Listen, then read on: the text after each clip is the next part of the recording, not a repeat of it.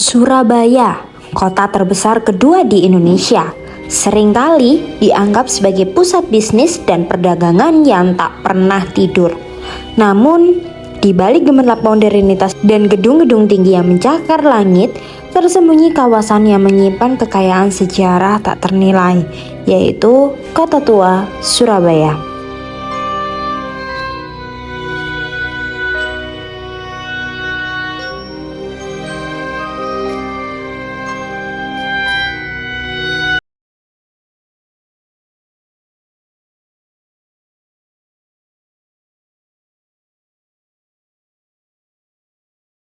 Siapa sangka sih kalau kota ini rupanya masih punya loh warisan kolonial yang tersisa. Dalam beberapa tahun terakhir, pemerintah kota bersama dengan pemangku kepentingan memutuskan untuk mengarahkan perhatian mereka pada upaya revitalisasi kawasan ini. Katanya, tujuannya adalah untuk menghidupkan kembali warisan budaya dan juga sejarah yang ada, sambil menciptakan manfaat ekonomi dan sosial yang signifikan bagi masyarakat setempat. Benarkah demikian? Mari kita bahas satu persatu. Kita mulai dari sejarah Kota Tua Surabaya. Kota Tua Surabaya memang kaya akan sejarah. Area ini penuh dengan bangunan berarsitektur kolonial Belanda yang menceritakan kisah perjalanan kota ini dari pelabuhan kecil menjadi salah satu kota terpenting di Asia Tenggara. Pemerintah Kota Surabaya mulai sibuk merevitalisasi kawasan wisata Kota Tua. Beberapa bangunan peninggalan yang dulunya hampir terlupakan sekarang dipercantik kembali. Wisata heritage di Kota Tua Surabaya terbagi menjadi 4 kawasan, yaitu kawasan Eropa, Pecinan, Arab, dan Melayu. Ada banyak spot di kawasan Eropa yang bisa dikunjungi para wisatawan untuk menikmati bangunan lawas dan juga estetik dengan nilai sejarah. Mulai dari Taman Sejarah Surabaya, Gedung Internasio, Gedung Cerutu, hingga pabrik limun. Sekarang pertanyaannya, kenapa sih pentingnya melakukan revitalisasi?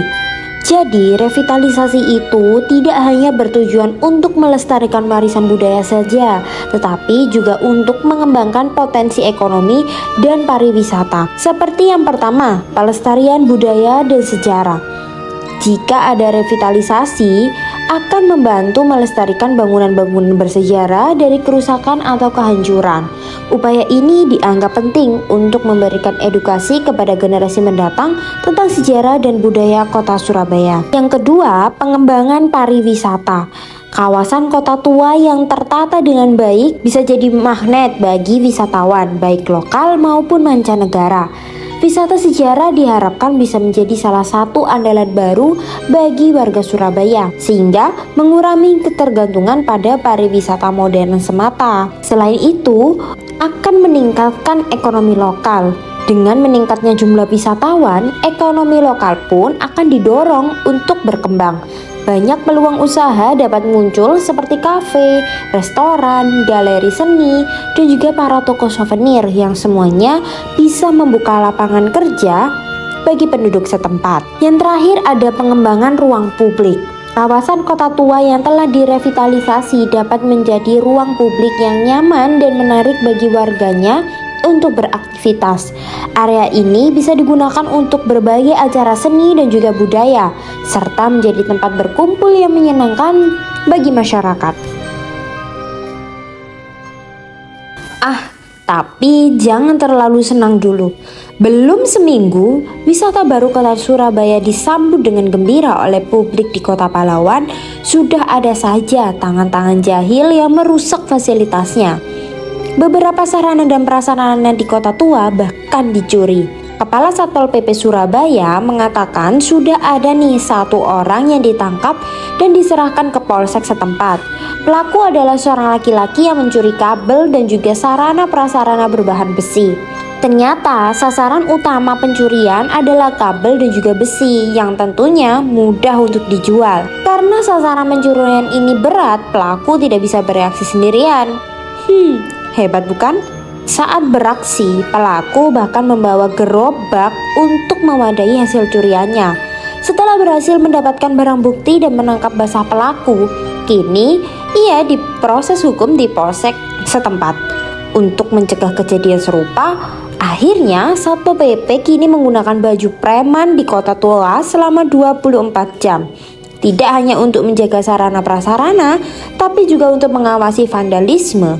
Ada 2 pos yang personelnya mengawasi 24 jam. Para anggota Satpol PP juga naik sepeda untuk berkeliling, dan CCTV yang terus melakukan pemantauan keadaan sekitar. Setidaknya ada 100 personel Satpol PP yang diterjunkan di seluruh kawasan Kota Tua Surabaya yang meliputi 3 zona besar, Eropa, Pecinan, dan Arab, serta tambahan 1 kawasan yaitu Melayu.